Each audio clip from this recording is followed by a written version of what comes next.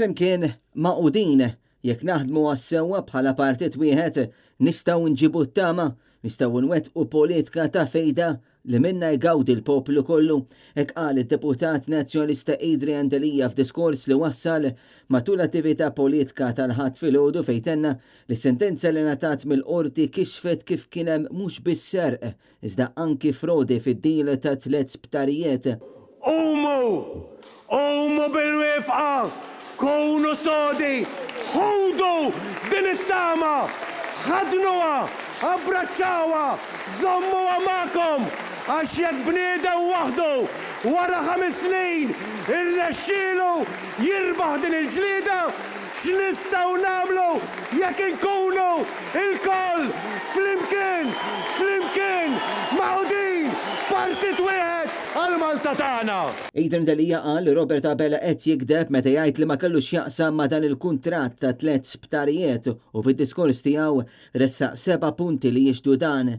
Robert Abela kien konsulent ta' Kastilja, kien hemm għax tela f'Ġunju tal-2017, kien hemm għax ġielet Prim Ministru ta' Malta u dam 3 snin jiddefendi din il-kawża fisem il-baranin u mhux fisem il-poplu Malti Wawġi, kien hemm meta ħarġu r-rapporti, kien hemm meta ġie żvelat li kellhom iħallsu t-taxxi, kien hemm meta Adrian Delija flimkien mal-kap tal-Partit Nazzjonalista Bernard Grech fetħu protest ġudizzjarju biex id-deputati tal-Gvern jinsammu responsabbli għal dan il-kuntratt u Robert Abela kien hemm meta budget wara budget sidilhom il-flus biex jibqgħu jesirquna.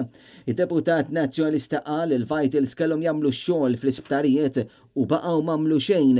Huwa qal li meta l-Gvern jara li ġingannat, suppost jagħmel xi ħaġa differenti, kellu jgħidilhom biex jitilqu, iżda dan il-Gvern minflok tom rigal u tom aktar flus. Meta Gvern jara illi l-poplu mu qed jieħu xejn, x'suppost jgħidilhom? Itilqu, aħarbu, ġibu l-flus lura. U x'għamel dan il-Gvern minflok? Għallhom fi 3 snin ma għamiltu xejn, ħbib tiegħi. Għax ħbib tiegħu kienu, u da mhux kliem tiegħi li ħanajt issa, imma kliem il-qorti ta' Malta. Għallhom għandkom 3 snin oħra, u jekk ma tlestux sena u nofs oħra. U minflok 30 miljun fis-sena, is-sena ta' wara tom 40 miljun, u ta' wara tom 50 miljun, u ta' wara tom 60, 70, u f'Novembru li għadda tom 80 miljun euro mill-flus ta'kom. Minaħa tiegħu id-deputat nazzjonalista Stephen Spiteri qal li din id-deċiżjoni tal-imħallef Francesco De Pasquale turi b'mod ċar li l-poplu Malti jixraqlu aħjar li issa daqshekk ħela mit-taxxi tagħna. Il-qasam tas-saħħa kien għadu u jibqa' priorità bil-fatti. U ngħid bil-fatti għax illum għadna qegħdin ingawdu frott il-ħidma ta' Gvern Nazzjonalista, l-Isptar Mater Dei, iċ-ċentru tal-onkoloġija, is-servizzi tal-pharmacy of your choice li qegħdin hemm għalikom għalina.